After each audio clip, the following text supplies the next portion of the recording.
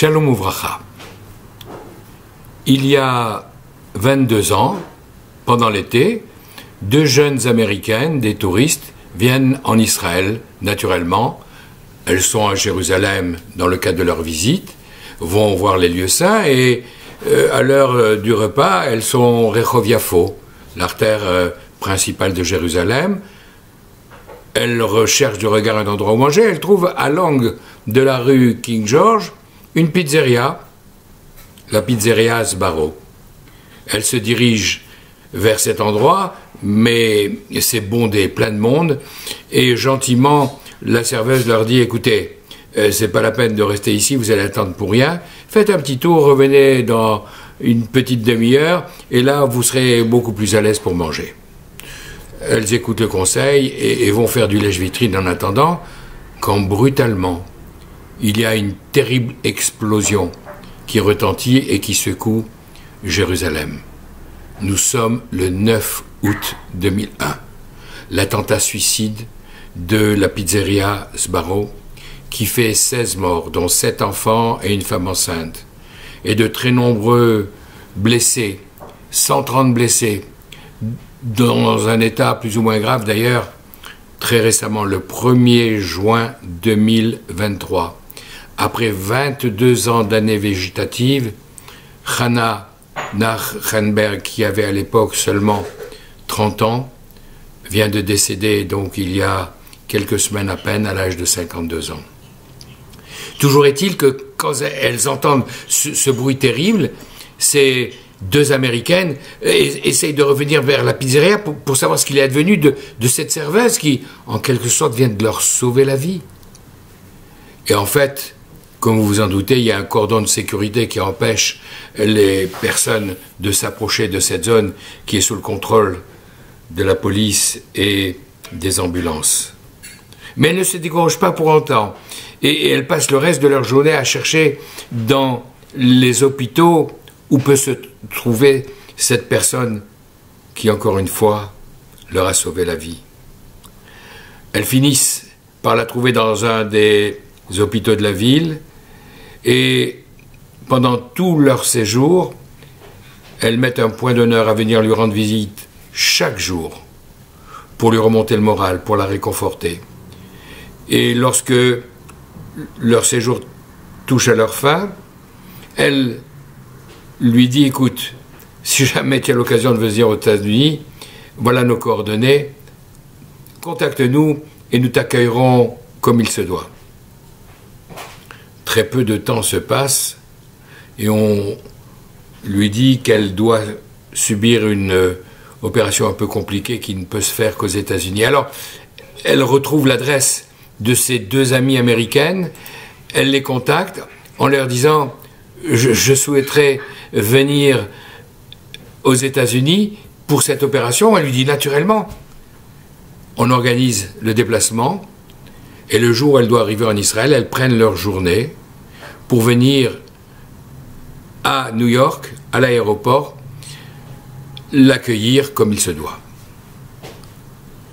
C'est le 11 septembre 2001 que cette jeune fille qui avait été blessée dans le restaurant Sbarro de Jérusalem arrive et ces deux jeunes Américaines qui travaillaient dans le World Trade Center, qui ont pris leur journée de congé pour venir la chercher à l'aéroport, ont ainsi pu échapper à ce terrible accident terroriste qui a coûté la vie à 2977 personnes, indépendamment des innombrables blessés et traumatisés qu'il y a eu dans cette attaque innommable.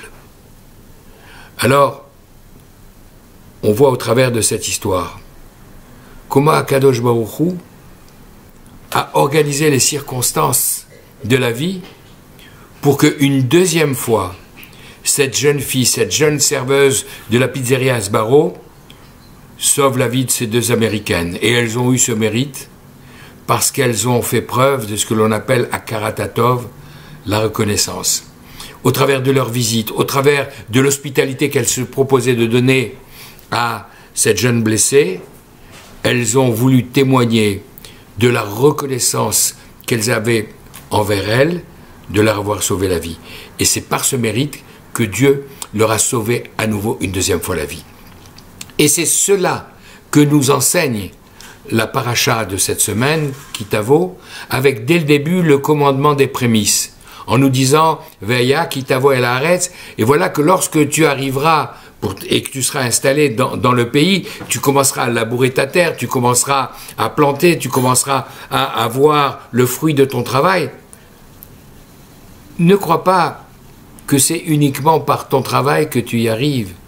Rappelle-toi, en allant, dès que tu vois le fruit commencer à poindre, en l'attachant avec un fil rouge pour bien l'identifier, rappelle-toi que ces fruits-là, en signe de reconnaissance, les prémices, les premiers qui sortiront, tu dois les monter à Jérusalem, au temple, pour les donner au Kohen, en disant « Ah, Kadosh Baruch Hu, je reconnais tous les bienfaits dont tu m'as gratifié. » Et c'est ça, cette leçon. Alors, elle s'applique non seulement vis-à-vis des végétaux, de ce fruit que l'on a pu ainsi obtenir et cueillir lorsqu'il arrive à maturation pour l'amener au temple de Jérusalem, mais même vis-à-vis des minéraux, même vis-à-vis de la poussière d'Égypte. Moshe Rabbeinu, notre maître, nous a montré l'exemple.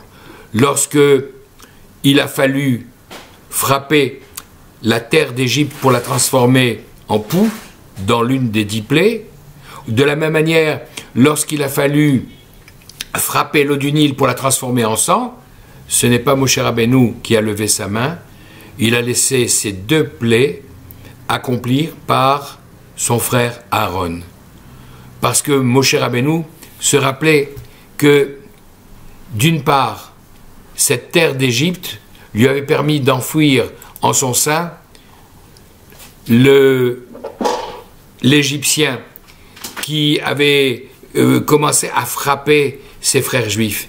De la même manière que l'eau du Nil l'avait sauvé lorsque ses parents avaient été obligés de confier son berceau au fleuve.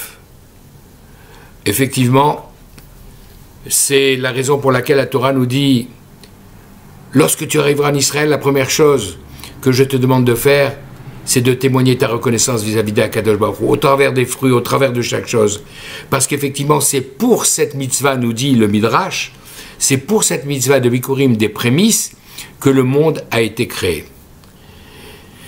Je voudrais compléter par une anecdote personnelle. Il se trouve que, après l'histoire diffusée la semaine dernière, un de mes amis marseillais, Harry Samoun, m'a envoyé un petit message en me disant « Tu sais, c'est Shabbat, le 9 Elul, c'est la Haskara de mon père, le grand rabbin Abba Samoun, qui a été, Zichrono Livracha, qui a été grand rabbin de Troyes et d'Ardennes. Je voudrais que tu lui dédies ton prochain Dvar Torah. » Déjà, cette demande témoigne de la Karatatov, de la reconnaissance qu'un fils a vis-à-vis de son père, qui lui a donné la vie, naturellement, dès le départ, même si son rôle a été, au moins pendant les 9 premiers mois, moins important que celui de sa mère, mais qui l'a élevé, qui lui a donné l'enseignement, qui l'a aidé à se mettre sur le chemin de la vie. Et peut-être que tout au long de sa vie, Harry a témoigné de cette reconnaissance vis-à-vis de ses parents au travers de cette magnifique mitzvah qui s'appelle Kivud Av Va'em, le respect dû à son père et à sa mère.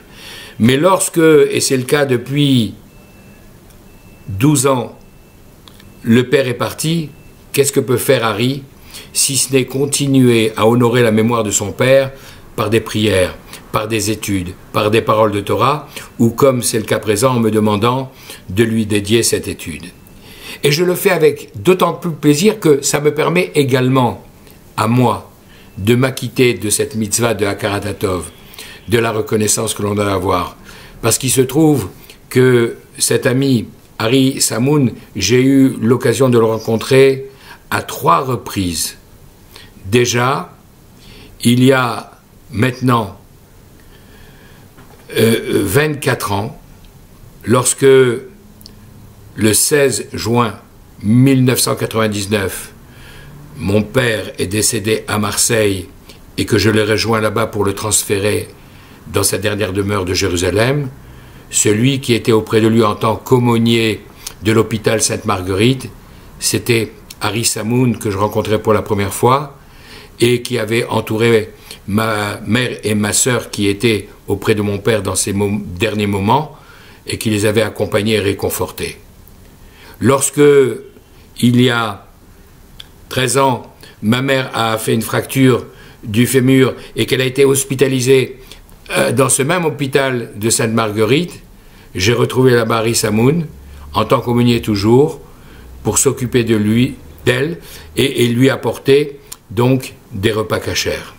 Et enfin, il y a 2 ans, pendant cette période du corona, qui a entre autres emporté mon beau-frère Guy Zerbib, Zichrono Livracha, à nouveau, alors que les autres membres de sa famille pouvaient difficilement l'approcher à cause des restrictions liées au corona, Harry, le Rav Harry Samoun, aumônier des hôpitaux toujours, a pu non seulement veiller à ce qu'il ait éventuellement une nourriture cachère malgré ses difficultés d'alimentation, et aussi même, une dernière fois, avant de quitter ce monde, mettre des tefilines, alors qu'il me soit permis à moi aussi de témoigner à mon ami Harry, le Rav Harry Samoun, ma reconnaissance pour tout ce qu'il a fait, non seulement pour les 3 cas que je viens de citer, mais probablement pour des dizaines, des centaines, peut-être même des milliers de juifs